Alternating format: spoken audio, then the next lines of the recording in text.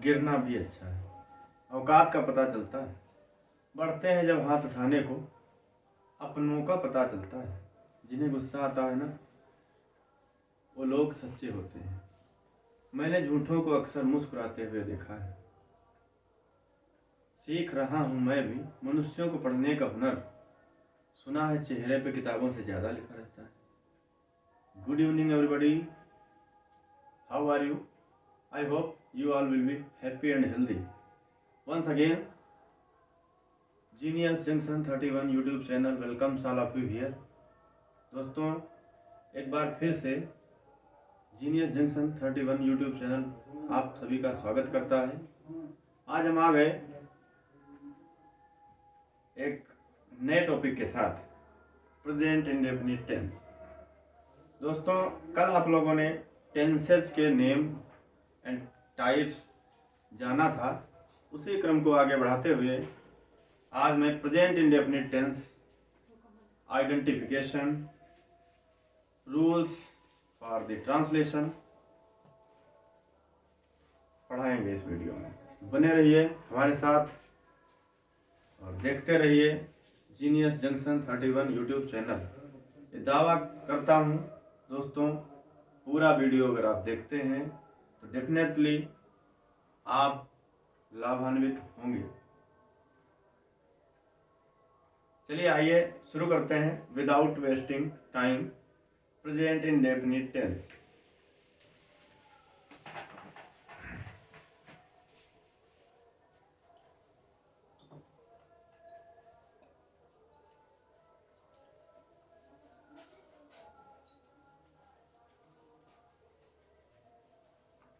दोस्तों,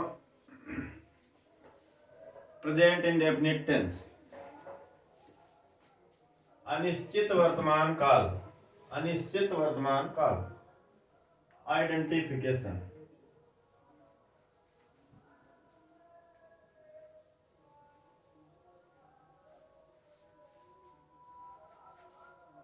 dear students, ये लिखा हुआ है आइडेंटिफिकेशन। इसकी हिंदी होती है पहचान। दोस्तों, the children who are studying in English medium schools and who are studying in Hindi medium schools, जो बच्चे इंग्लिश मीडियम में पढ़ रहे हैं और जो बच्चे हिंदी मीडियम में पढ़ रहे हैं, ये वीडियो दोनों के लिए, दोनों माध्यमों में पढ़ने वाले बच्चों के लिए समान रूप से लाभदायक होगा, क्योंकि इसमें हम बाइलिंगुअल लैंग्वेज यूज करेंगे। हिंदी में भी बताएंगे और इंग्लिश टू इंग्लिश भी बताएंगे। So keep watching, keep learning, keep listening. पहचान। दोस्तों, पहले मैं इंग्लिश में लिखे देता हूं, उसके बाद उसकी हिंदी में लिख दूंगा। The sentences of this tense end with ताहू, ती हो, ते हो, ते हैं, etc. The sentences of this tense end with ताहू, ती हो, ते हैं, ते हैं. In this tense,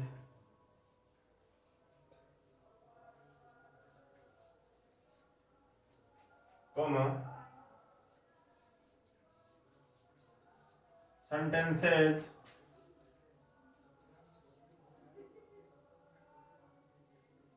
express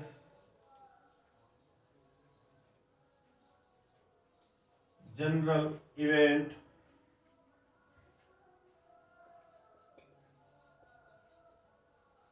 universal truth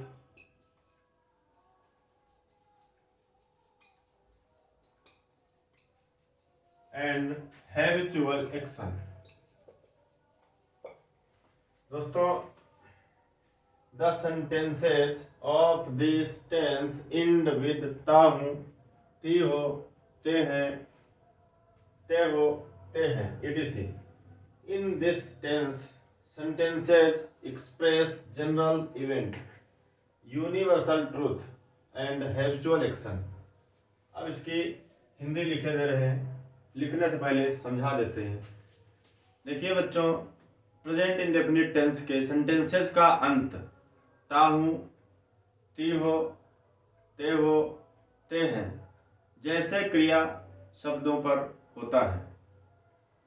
Jin Jin sentences का अंत इन लिखे गए क्रिया शब्दों पर होता है वे सभी सेंटेंसेस प्रेजेंट इंडेफिनिट टेंस के अंतर्गत आते हैं। इन दिस टेंस, इस टेंस में यानी कि इस काल में, sentences express general event, universal truth and habitual action. इस टेंस में डियर फ्रेंड्स, सामान्य घटना, जनरल इवेंट बोले तो सामान्य घटना, यूनिवर्सल ट्रूथ सार्वभौमिक सत्य, सदा सच रहने वाली बात, एंड हैबिचुअल एक्शन और आदत आदि व्यक्त होती है। प्रेजेंट इंडेफिनिट टेंस में सामान्य घटना एंड यूनिवर्सल ट्रूथ, सार्वभौमिक सत्य जो पूरी दुनिया का सच है, और हैबिचुअल एक्शन आदत का पता चलता है। ये हो गई आप लोगों की पहचान। अब इसको पूरी तरीके से हिंदी में भी लिख देते हैं ताकि हिंदी मीडियम में पढ़ रहे बच्चों को भी समझ में अच्छे से आ सके। इस काल के वाक्यों का अंत ता हूँ, ती हो, ते हो, ते हैं आदि शब्दों पर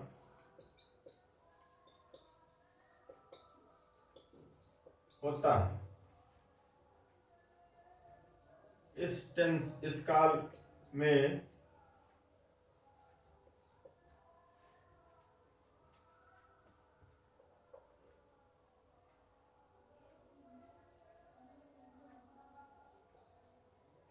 प्रयुक्त होने वाले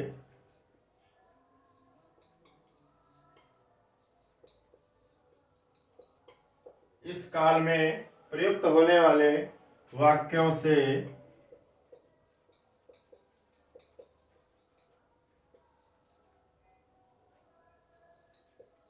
सामान्य घटना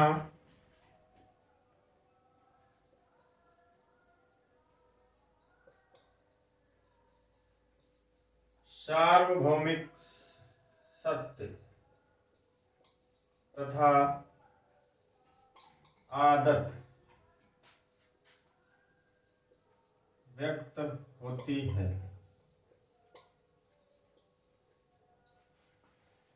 दोस्तों लिख लीजिएगा, इस काल के वाक्यों का अंत ता हूँ, ती हो, ते हैं आदि शब्दों पर होता है। इस काल में प्रयुक्त होने वाले वाक्यों से सामान्य घटना, सार्वभौमिक सत्य तथा आदत व्यक्त होती है। नोट कर लीजिए आप लोग, ये आप लोगों की प्रेजेंट इंडेफिनिट टेंस की पहचान है। इसको आप इंग्लिश में इसको याद रख सकते हैं और हिंदी में इसको याद रख सकते हैं। ये नीचे जो लिखा गया है ऊपर वाले पार्ट की हिंदी ही है, सेम टू सेम। नोट कर लीजिए बच्चों, फिर आगे का बताता हूं। अब इसको करना क्या है, आपको केवल 5 बार कंसंट्रेटेड होकर के रिवाइज करते रहना है। जो पढ़ाया जाए उसको डे टू डे रिवाइज जरूर करिए, क्योंकि reading, writing, learning and revision all activities are very very compulsory important.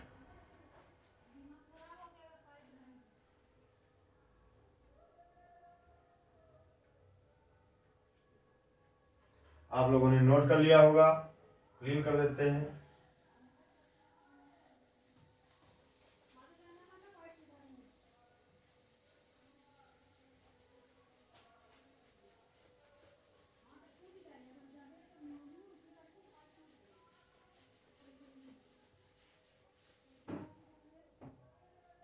अब दोस्तों बात आती है, पहचान तो हो गई, कैसे पहचानेंगे? बस इतना याद रखना है, ता हूँ, ती हो, ते हैं, ते हों आदि क्रिया शब्द अगर अंत में आते हैं तो निश्चित रूप से प्रेजेंट इंडेफिनिट टेंस का सेंटेंस होगा। अब आपको जानना है इनको अंग्रेजी में कैसे बनाएंगे। अफर्मेटिव सेंटेंसेस, यानी कि जो अफर्मेटिव सेंटेंसेस होंगे प्रेजेंट इंडेफिनिट टेंस के, उन्हें how to translate in English. Affirmative sentences are positive sentences. Affirmative sentences को पॉजिटिव भी कह सकते हो। पॉजिटिव हालांकि कहा भी जाता है। आपने देखा होगा डिफरेंट टाइप्स बुक्स में, कहीं कहीं पे पॉजिटिव सेंटेंसेस लिखा रहता है, कहीं कहीं अफर्मेटिव सेंटेंसेस लिखा रहता है। आप किसी भी प्रकार के कंफ्यूजन में ना रहें। Affirmative means positive, positive means affirmative, दोनों का सेंस एक है। चलिए रूल्स क्या होगा। और singular subjects he, she, it and proper noun.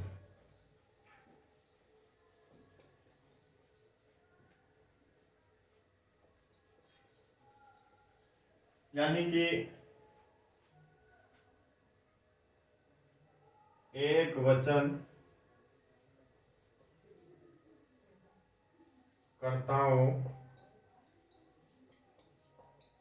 जैसे ही मीन्स वह, पुल्लिंग, सी मीन्स वह स्त्रीलिंग, इट मीन्स या नपुंसकलिंग,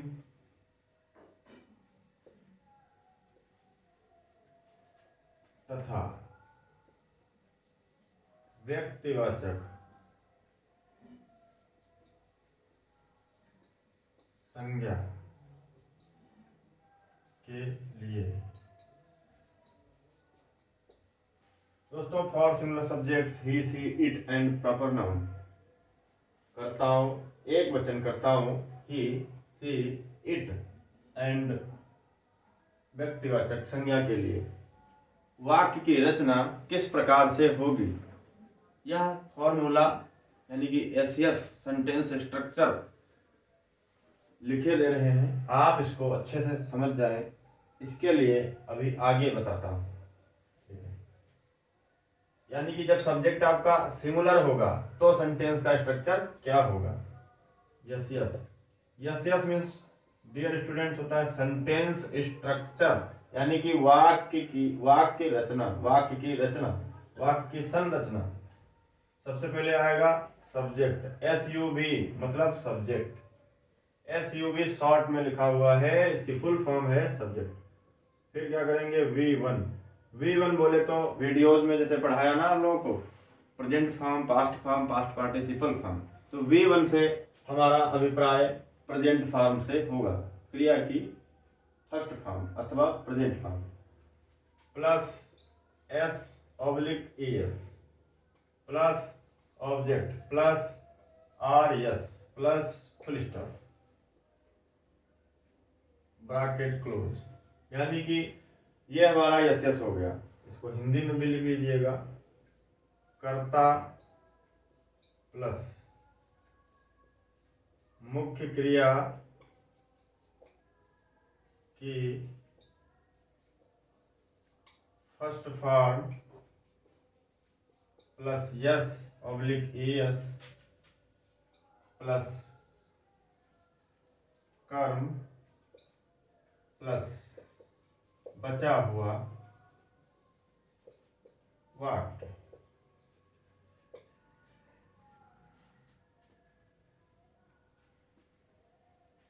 ये हिंदी में हो गया।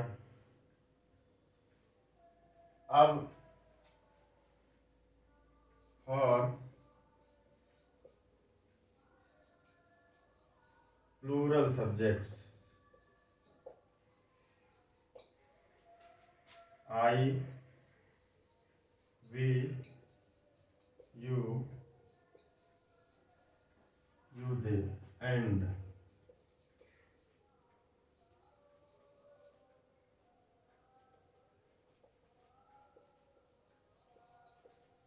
प्लूरल कॉमन नाउन्स, यानी कि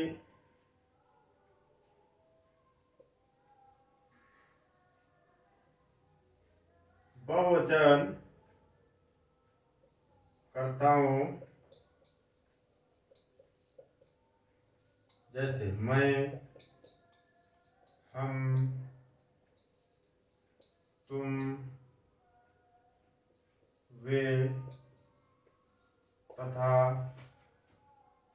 अन्य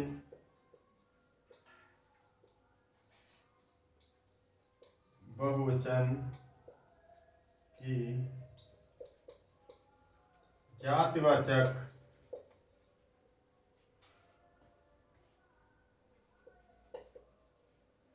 संज्ञाओं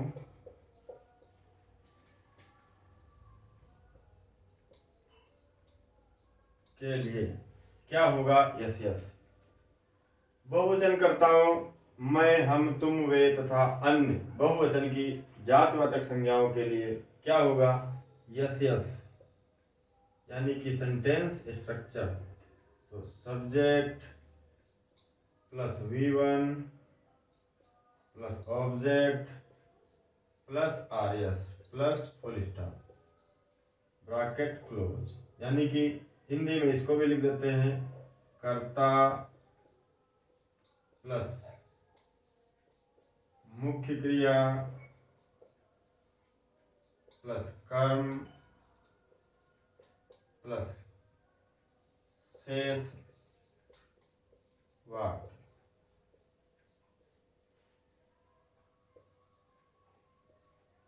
नोट कर लीजिए मित्रों।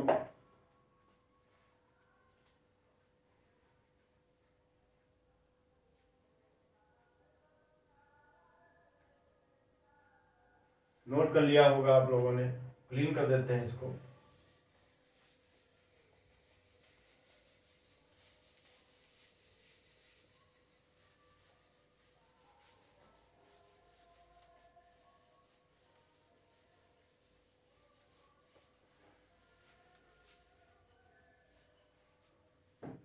अब बात आती है सीधे सीधे एग्जाम्पल्स की।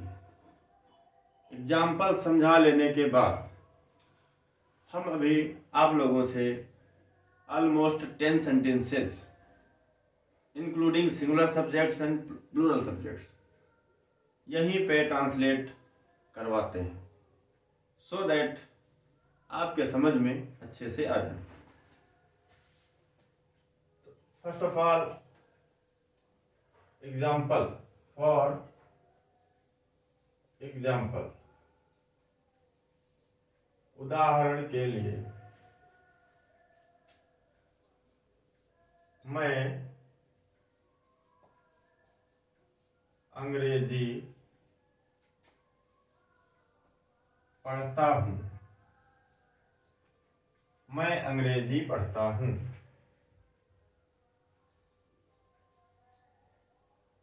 तुम मुझे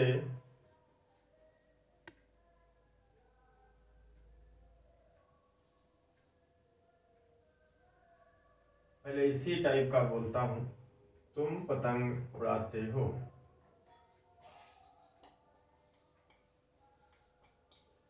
दोस्तों ट्रांसलेशन चैप्टर एकदम इजी कर देना है। इसके लिए मैं आप लोगों को थोड़ा लंबा टाइम जरूर लगेगा, लेकिन ये दावा करता हूँ कि दोबारा कभी प्रेजेंट इंडेफिनिट टेंस मुड़ के नहीं देखना पड़ेगा। दोबारा कभी आपको आवश्यकता नहीं रहेगी पढ़ने की। कहने का मतलब ये है। अभी मैं बहुत ही सरलतम, एकदम इजीस्ट सेंटेंसेस समझाता हूँ। उसके बाद डिफिकल्टी लेवल को बढ़ाता हूँ। कठिनता का स्तर जो है बढ़ता जाएगा। और ये दावा जरूर करता हूँ, फिर मैं बार बार कह रहा हूँ, चाहे जितना बड़ा सेंटेंस होगा, मात्र 10 सेकंड में आप ट्रांसलेट करेंगे। केवल और केवल 10 सेकंड में। बिल्कुल साबित करके मैं दिखा सकता हूँ। केवल और केवल 10 सेकंड में, मात्र देख लेने मात्र से आप सेंटेंस तुरंत ट्रांसलेट कर देंगे। लेकिन उसके लिए आपको कुछ चीज़ें तो करना पड़ेगा ही, जैसे वर्ब्स का ज्ञान, क्रियाओं का ज्ञान, एंड सेंटेंसेज में यूज होने वाले वर्ड्स की इंग्लिश ये तो आनी ही चाहिए। वरना आप ये भी कह सकते हैं कि सर ने बोला है प्रेजेंट इंडेफिनिट टेंस पढ़ लीजिए और 10 सेकंड में सेंटेंस बना देंगे। तो इस बात की गारंटी लेता हूँ कि ग्रामर में नहीं फंसेंगे आप, व्याकरण में नहीं फंसेंगे, लेकिन वर्ड मीनिंग अगर आपकी पुअर होगी, then how can you translate, तब आप कैसे अनुवाद कर पाएंगे। तो इसके लिए आपको वोकब्स रिच करना है। वोकब्स को आप डे टू डे कैसे कवर करें ये भी मैं बताऊंगा आप लोगों को। कल से नेक्स्ट वीडियो से एक नई चीज स्टार्ट करने वाला हूँ।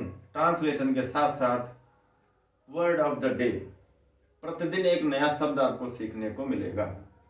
ट्रांसलेशन के दौरान कई एक सारे शब्द आपको मिलेंगे, लेकिन word of the day as a special word, यानी कि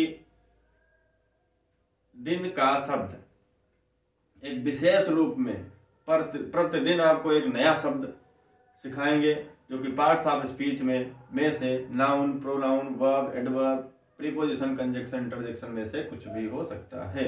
इससे यह होगा दोस्तों, एक दिन में अगर एक शब्द आप सीख रहे हैं तो एक मंथ में 30 और 31 और 28 वर्ड्स हो जाएंगे। डेफिनेटली जब आपका लक्ष्य टारगेट सेट हो जाएगा तो निश्चित रूप से कहा जा सकता है कि आप अपनी मंजिल को भी पा सकते हैं। दरअसल बच्चों, कभी भी बड़ा टारगेट नहीं बनाना चाहिए। हमें लक्ष्य, छोटे छोटे लक्ष्य रखना चाहिए। उन लक्ष्यों को प्रतिदिन के रूप में, प्रतिदिन की जीवन शैली में, लाइफ स्टाइल में शामिल कर लेना चाहिए। और हमारा कॉन्फिडेंस तब बढ़ जाएगा जब मैं प्रतिदिन के टारगेट को कंप्लीट करता जाऊंगा। छोटा छोटा टारगेट बनाइए आप, कुछ नहीं, बस 2 शब्दों का टारगेट बना लीजिए। ये केवल मात्र एग्जाम्पल मैं आपको दे रहा हूँ, मोटिवेट कर रहा हूँ कि by the way, if you are studying in 12th class, अगर आप 12वीं क्लास में पढ़ रहे हैं, और जैसा कि आप सभी को ज्ञात है, पता है कि 12वीं के एग्जाम अभी थोड़े ही दिनों में होने ही वाले हैं, 12वीं और 10वीं के। तो आपके सामने एक विकट समस्या है ऑल सब्जेक्ट्स को कवर करने की। डोंट वरी बच्चों, इस समस्या को आप एक स्ट्रेटजी बना करके हल कर सकते हैं। You can win, you can overcome, you are powerful to solve any type of problem. ये मान के चलो कि मैं किसी भी प्रकार की समस्या का समाधान कर सकता हूँ, लेकिन कैसे? प्रॉपर स्ट्रेटजी बना करके, सही रणनीति बना करके। चलिए इस विषय पर मैं अगले वीडियो में बात करूंगा। अब सीधे सीधे टॉपिक पे आते हैं।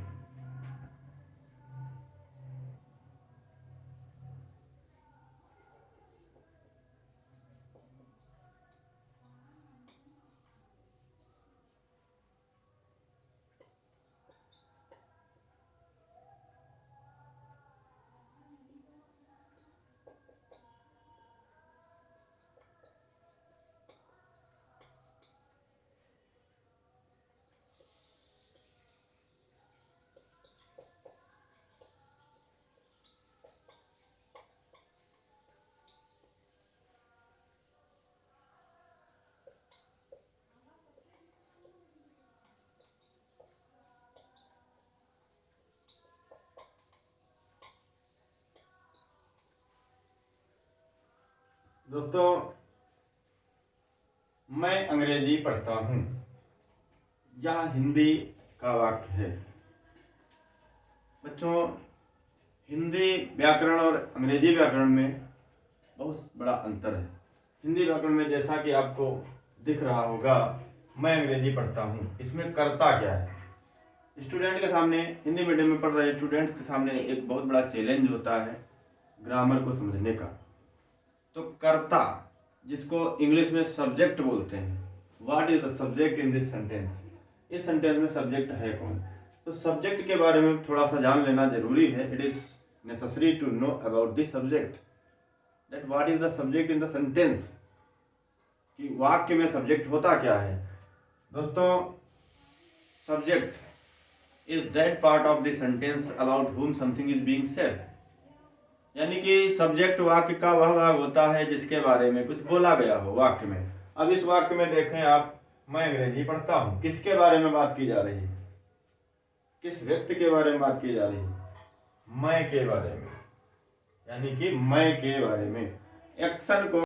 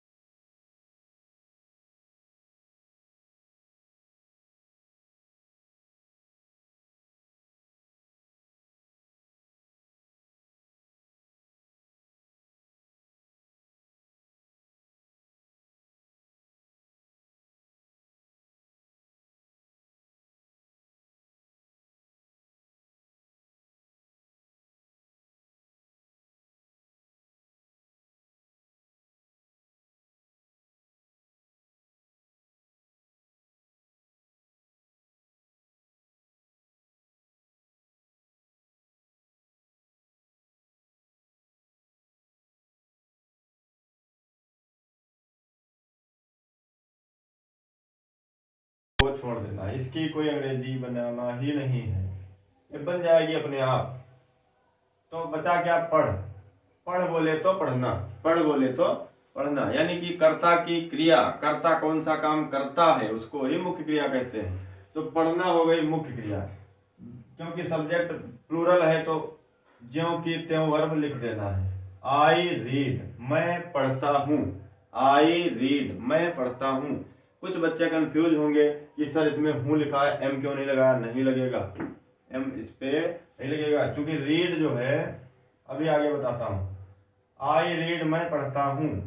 अब क्रिया हो गई, अब क्या करेंगे, ऐसे ही बनेगा रिवर्स क्रम में सेंटेंस, पहले सब्जेक्ट फिर इधर से ऐसे ऐसे ऐसे। मैं पढ़ता हूं तो क्या पढ़ता हूं, वर्ब का ऑब्जेक्ट, यानी कि जो क्रिया हो रही है वो किस लिए हो रही है, क्यों हो रही है। और क्या हो रही है। तो जो मैं पढ़ने की क्रिया कर रहा हूँ तो क्या पढ़ रहा हूँ, ऐसे तो नहीं मैं पढ़ रहा हूँ, क्या पढ़ रहा हूँ, पगला थोड़े गया हूँ कि मैं पढ़ रहा हूँ, कुछ तो पढ़ रहा हूँगा। मैगजीन, न्यूज़पेपर, बुक, नोटबुक, किसी का हाथ, किसी का चेहरा, कुछ भी तो पढ़ रहा हूँगा। तो वही हो गया ऑब्जेक्ट, क्रिया का object. I read English, I read English.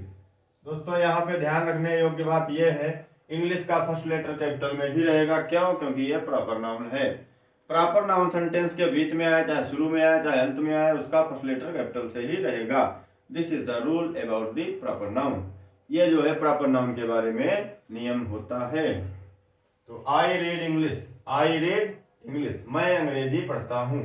अभी तो मैं केवल उदाहरण बता रहा हूँ, अभी आपको फाइनली पोस्टमार्टम करके दिखाऊंगा सेंटेंस का। जिन चीज़ों में आप कंफ्यूज हैं, being a teacher I know very well, जिन चीज़ों में आपकी कमजोरी है, आपकी कमजोरी हम अच्छे से समझते हैं। डोंट वरी, इस type of problem will be removed from here.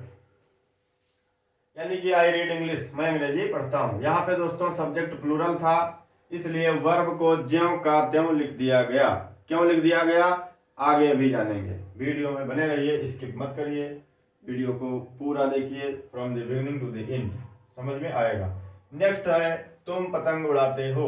अब इसमें आप लोग बताएंगे सब्जेक्ट क्या है। देखिए सिंपल सी बात है, कौन पतंग उड़ाता है, तुम। तो तुम हो गया।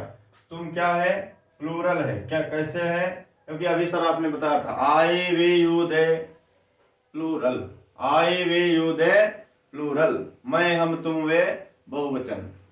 तो बहुवचन सब्जेक्ट का फॉर्मूला क्या होता, जब कर्ता प्रेजेंट इंडेफिनिट टेंस के अफर्मेटिव में बहुवचन हो तो कर्ता की इंग्लिश और मुख्य क्रिया की इंग्लिश ज्यों की त्यों, एज इट इज, और उसके बाद अगला क्रम बढ़ाते लिखते हैं।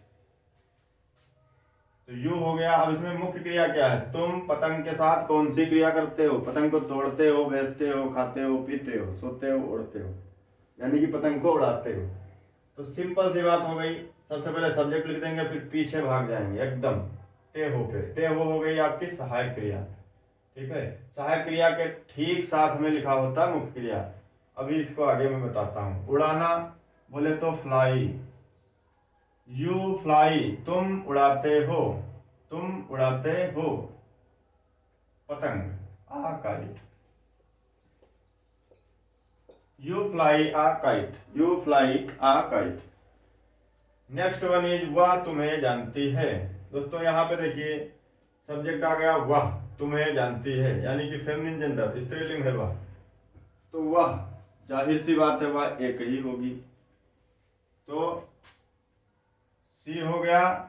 और ये वह एक ही जब है तो ये सिंगुलर हो गया। क्या हो गया, सिंगुलर। तो अब आपको क्या करना है, सिंगुलर सब्जेक्ट का फार्मूला लगाना है, जो लिखा हुआ है for singular subject he she it and proper noun, यानी कि कर्ता एक वचन ही सी इट, वह पुल्लिंग व स्त्रीलिंग या नपुंसकलिंग, और अन्य किसी व्यक्तिवाचक एक वचन की व्यक्तिवाचक संज्ञा के लिए जो सूत्र लिखा हुआ वही अप्लाई करना है।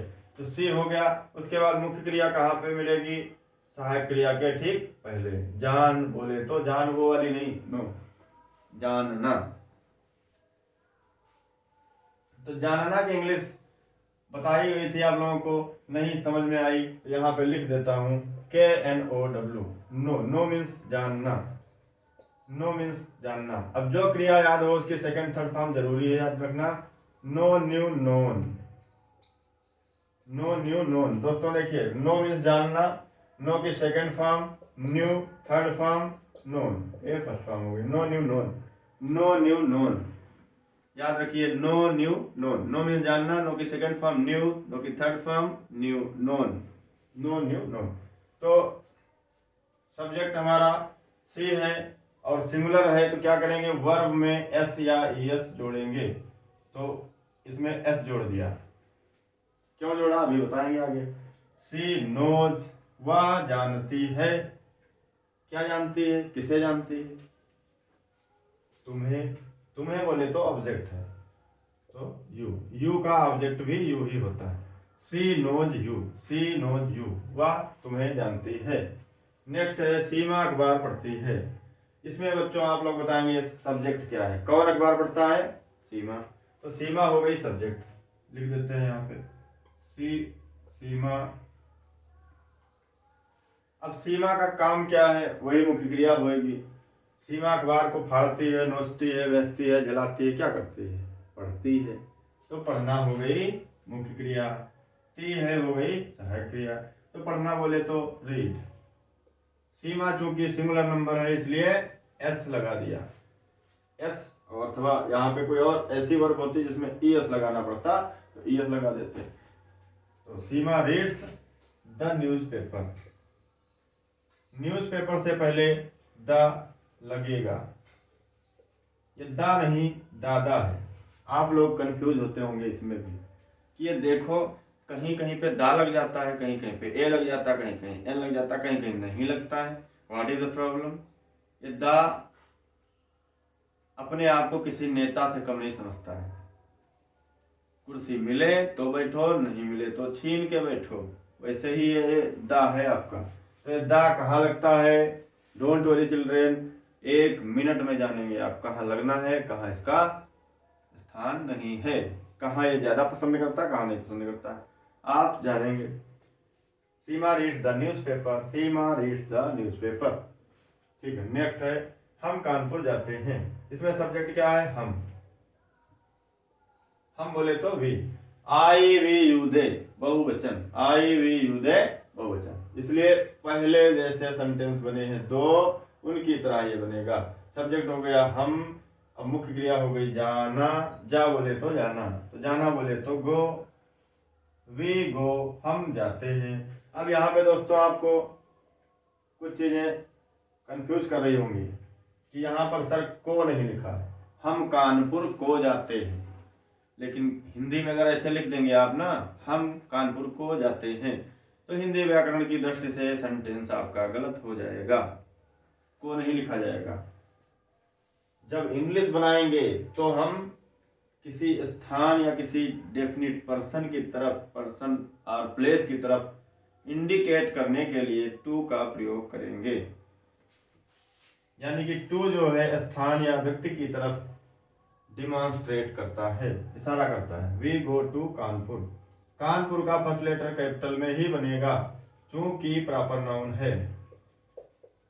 We go to Kanpur, we go to Kanpur. Next है रीमा लखीमपुर जाती है, रीमा लखीमपुर जाती है। तो रीमा सब्जेक्ट है जो कि सिंगुलर है, यानी कि किसी का नेम हो, प्रॉपर नाउन हो तो सिंगुलर ही होगा। तो सिंगुलर वाला फॉर्मूला लगेगा, यानी कि ये वाला। इसमें क्या था? सब्जेक्ट लिख दिया था, फिर वर्ब में यस जोड़ा था। तो इसमें मेन वर्ब क्या है? जा बोले तो जाना, तो गो लिख दिया। लेकिन क्या ऐसे बन जाएगा? नहीं बनेगा। अब गो में हमें एस या ई एस लगाना पड़ेगा। क्या लगेगा? याद रखना, सिंगुलर सब्जेक्ट के साथ में एस या ई एस मेन वर्ब में जुड़ती है। लेकिन कहाँ पे एस लगती है, कहाँ पे ई एस लगती है? Where S and where E S. तो समझने की बात है, जिन जिन क्रियाओं के अंत में, जिन क्रियाओं के अंत में ओ हो, सी एच हो, डबल एस हो, एस एच हो, उसमें दोस्तों ई एस जोड़ देना, बाकी सब जगहों पर एस जोड़ देना। यानी कि सब्जेक्ट जब सिंगुलर होगा तभी मेन वर्ब में एस या ई एस जुड़ेगी।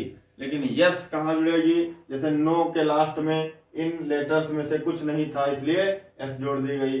ई एस तब लगेगा जब इतने लेटर्स पे किसी वर्ब का अंत हो, यानी कि ओ के ओ पर अंत हो, सी एच पे अंत हो, अथवा यस यस पे अंत हो, अथवा यस एच पे अंत हो, तो ई एस ऐड करेंगे। जैसे गो में लास्ट में ओ है तो गोज हो जाएगा, ई एस इसमें ऐड करना रहेगा। रीमा गोज, फिर इसमें प्लेस आ गया, प्लेस, तो फिर से इसमें को छिपा हुआ है। को एक्चुअली लिखा ही नहीं जाता हिंदी में, लेकिन इंग्लिश से बनाएंगे आप तो टू लगाएंगे। क्यों लगाएंगे? डिमॉन्स्ट्रेट करने के लिए, स्थान और व्यक्ति की तरफ इशारा करने के लिए। तो रीमा गोज टू लखीमपुर। आप लोग कमेंट में बताइएगा, क्या सब लोग देखने वाले सभी लोग लखीमपुर से हो? मैं जानता हूं अभी नया नया यूट्यूब चैनल है, आउट ऑफ डिस्ट्रिक्ट तो नहीं ये होगा, अभी एक्सपेंशन में टाइम लगेगा। ठीक है, Reema goes to Lakhimpur, full stop. मुझे लगता है कुछ समझ में आया होगा, उदाहरण केवल मैंने समझाया है। अभी मैं ट्रांसलेशन का पोस्टमार्टम करने वाला हूँ, चलिए नोट कर लिया होगा, मैं क्लीन कर देता हूँ। ये बहुत ही सरल सरल सेंटेंस बोला है, इसमें सिर्फ सब्जेक्ट आया है, हेल्पिंग वर्ब नहीं आई, सॉरी सब्जेक्ट आया है, मेन वर्ब आई है और ऑब्जेक्ट आया है। बड़े बड़े सेंटेंस भी आपको बनवाए जाएंगे, सिर्फ 10 सेकंड में हल करेंगे आप, डोंट वरी, कीप वाचिंग।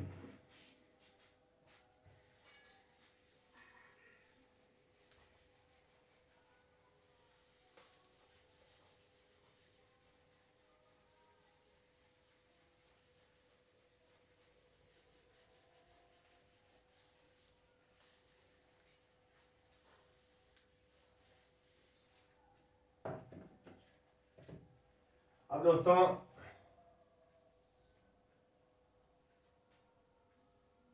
जान लेते हैं मेरा भाई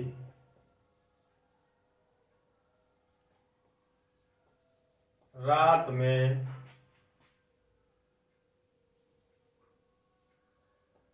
कड़ी मेहनत करता है।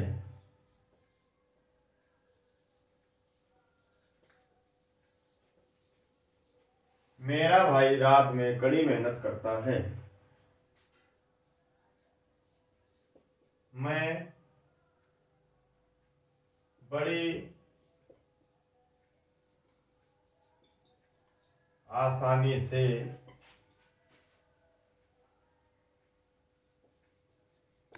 अपना काम करता हूँ। वह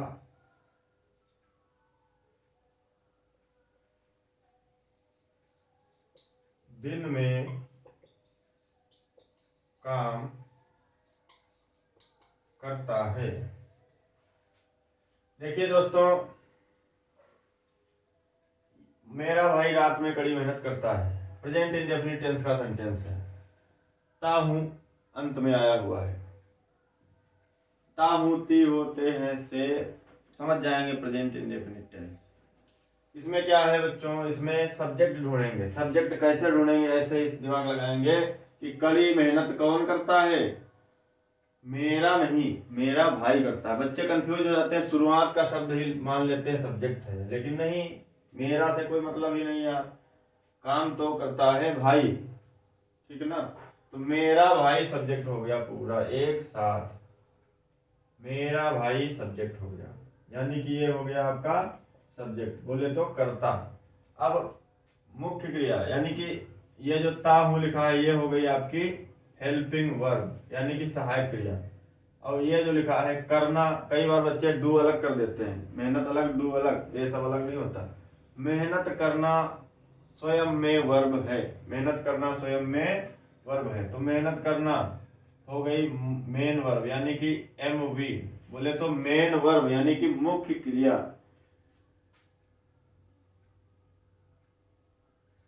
कड़ी, कड़ी मेहनत, मेहनत करना मुख्य क्रिया हो गई, कड़ी मेहनत साथ में लग गया, यानी कि 2 वर्ड्स वर्ब हो गई, 2 शब्दों की क्रिया हो गई। फिर ऑब्जेक्ट आपका एडवर्ब है, एडवर्ब ऑफ टाइम, क्रिया के होने का समय दर्शा रहा है, अतः रात में हो गया एडवर्ब, और ये आरएस के अंतर्गत आएगा, रिमेनिंग सेंटेंस के अंतर्गत आएगा। बस आपको याद क्या रखना है दोस्तों, मात्र 3 चीजें, मात्र 4 चीजें, कर्ता, सहायक क्रिया, मुख्य क्रिया, कर्म। कर्ता, सहायक क्रिया, मुख्य क्रिया, कर्म। Subject, helping verb, main verb, object. Subject, helping verb, main verb, object. ये 4 चीजें आप रट लो, याद कर लो, कभी भी सेंटेंस में फंसोगे नहीं। तो ये हमारा कर्ता हो गया, ये हमारी हेल्पिंग वर्ब हो गई, ये हमारी मेन वर्ब हो गई, ये हमारा आरएस हो गया, ठीक है। तो इसको सहायक क्रिया क्यों कहते हैं? देखिए दोस्तों, अगर लिखा जाए मेरा भाई रात में कड़ी मेहनत कर, क्या मीनिंग आपके समझ में आएगा? आपके किसी गधे के भी समझ में शायद नहीं आएगा। यानी कि तो ता है अगर नहीं लिखेंगे तो ये मुख्य क्रिया का अर्थ स्पष्ट नहीं हो रहा है। यानी कि इसीलिए इसको सहायक क्रिया बोलते हैं। सहायक अगर किसी के आगे लग जाए तो मीन्स वो असिस्ट ही कर रहा होगा, वो हेल्प ही कर रहा होगा, वो एड ही कर रहा होगा, वो सपोर्ट ही कर रहा होगा, यानी कि वो मदद ही कर रहा होगा ना। किसकी मदद कर रहा है ये? सहायक क्रिया किसकी मदद करती है? मुख्य क्रिया की। मुख्य क्रिया को कंप्लीट करने के लिए, मुख्य क्रिया के मीनिंग को कंप्लीट करने के लिए हेल्पिंग वर्ब की जरूरत होती है। आगे आप जब इसका निगेटिव पढ़ेंगे तो हेल्पिंग वर्ब अपना रोल दिखाएगी और आप जानेंगे हेल्पिंग वर्ब क्या होती है। तो माय ब्रदर, मेरा भाई रात में कड़ी मेहनत करता है, इसमें सब्जेक्ट ये हो गया, हेल्पिंग वर्ब ये हो गई जो कि यूज नहीं की जानी है, मेन वर्ब ये हो गई, उसके बाद रिमेनिंग सेंटेंस हो गया। तो my brother singular subject, my brother singular subject. तो जब सब्जेक्ट सिंगुलर हो, प्रेजेंट इंडेफिनिट टेंस हो, तो वर्ब में एस या ईएस ऐड करेंगे। एक बार फिर से समझ लें, सेंटेंस में जब सब्जेक्ट सिंगुलर हो तो मेन वर्ब की फर्स्ट फॉर्म में एस या एस ऐड करेंगे। क्यों करेंगे? क्वेश्चन अभी बना हुआ है। My brother works, my brother works, कड़ी मेहनत, very hard, works very hard, my brother works very hard, मेरा भाई कड़ी मेहनत करता है।